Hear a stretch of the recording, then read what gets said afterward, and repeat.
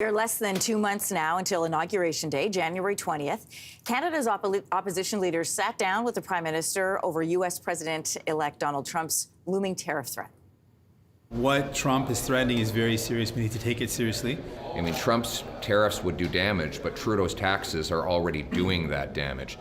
So this meeting comes as Trump adds to the controversy over suggesting that Canada become the U.S.'s 51st state to Trudeau at Mar-a-Lago. Canada's Public Safety Minister, Dominic LeBlanc, was at that meeting, and he says the U.S. president-elect was joking. But then, last night, Trump posts an AI image of himself on a mountaintop, looks like Switzerland, next to a Canadian flag with the caption, "Oh, Canada." All right, to break all this down for us, we are joined this morning by CTV News chief political correspondent, Vassy Kapelas. Vassy, I want to start with the image. We're going to show it to everybody again so they get a good glance at it. This came out last night, posting this picture. It, looks like it could be in another country, but it's obviously the Canadian flag there. This is coming after comments about Canada becoming the 51st state. How is this being received in Ottawa? Yeah, the joke, the so-called joke, as the ministers in Canada are referencing it or characterizing it, was after our Prime Minister told the incoming president how devastating an impact these tariffs would have on the Canadian economy, the response from the president was to sort of say Canada could be absorbed into the U.S. and become the 51st state. So, look, ministers spent, as you mentioned, Minister LeBlanc yesterday, Minister Champagne as well, spent the day saying, look, it was an exchange of a joke. I interviewed the ambassador last night to the U.S., who also said it's kind of reassuring that that tone was even struck during the meal. As that picture was posted, she had not seen it yet, but it was just a few minutes before our program went to air.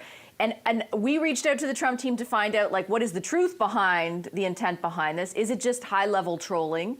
Is it supposed to be funny? Is it something more serious that we should infer, something about the tariffs and their application or anything like that? We have not received an official answer. So you have to assume at some level it is high-level trolling, but who knows, really? I'm not obviously on the inside of political circles, but I find this glib or light passing off of this as a joke not very funny. And I don't just mean from south of the border. I also mean from the ambassador and from politicians who are saying, it's just being funny. This is your largest trading partner.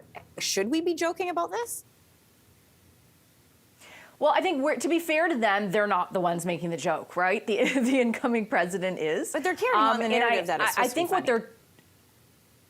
Yeah, I totally get what you're saying. And first, let's state a fact. It won't be funny. It will be anything but funny if a 25% tariff is applied to everything we export from our country to the United States, because we are an export-based economy, and 3/4 of everything we export from this country goes to one single destination, the United States. Mm-hmm. Every single premier I've spoken to, and I know you have as well, has said it would enter their provincial economies into an immediate recession. So it's not funny, 100%. Take that off the table for a second.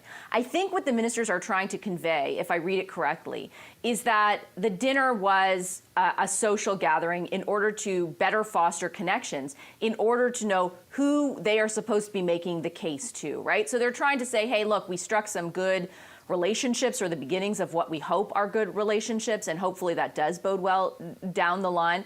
But I totally get what you're saying, that in a way it sort of feels collectively a little bit dismissive of the level of concern that Canadians and businesses and goodness knows who has about the possibility of these being imposed. And it's not that far off. He says he's going to do this on day one, right? Right. We're countdown less than 2 months to January 20th.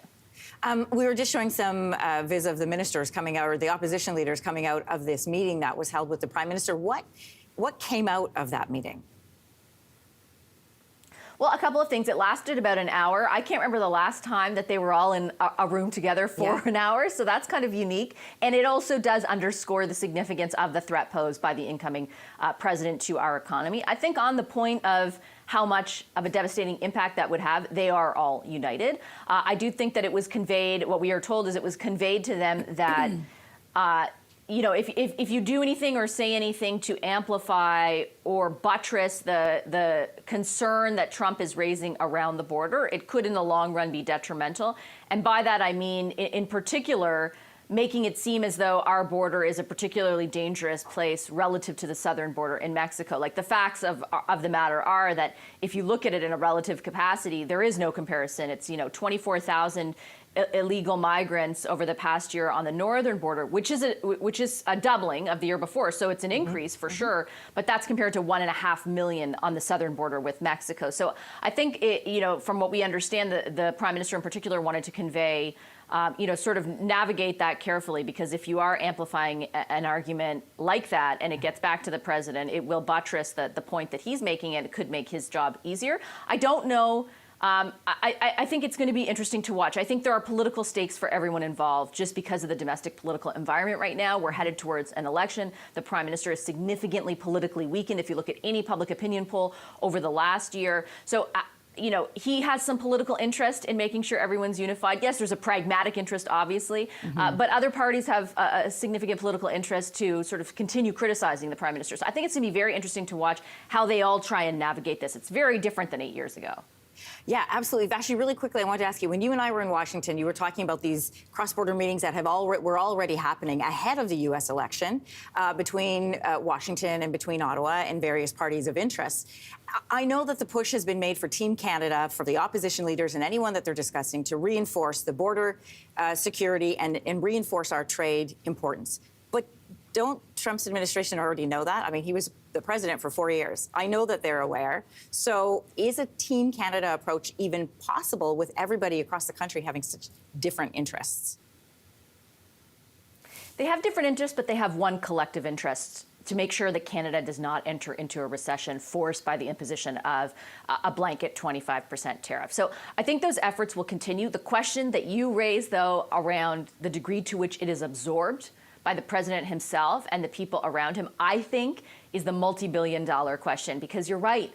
They get it. They know tariffs will make their stuff more expensive. They know the trading relationship between our two countries and how interdependent it is, and yet they still decided to levy this threat. It does allow President Trump to be able to say, I secured the northern border and I had Canada pay for it. So that could be a win for him on day one in January. Vashti, always great to talk to you. Thank you. You too. Thanks, Anne-Marie. If you liked that video, make sure to subscribe to the Your Morning YouTube feed, where you can find all kinds of new content posted every weekday morning.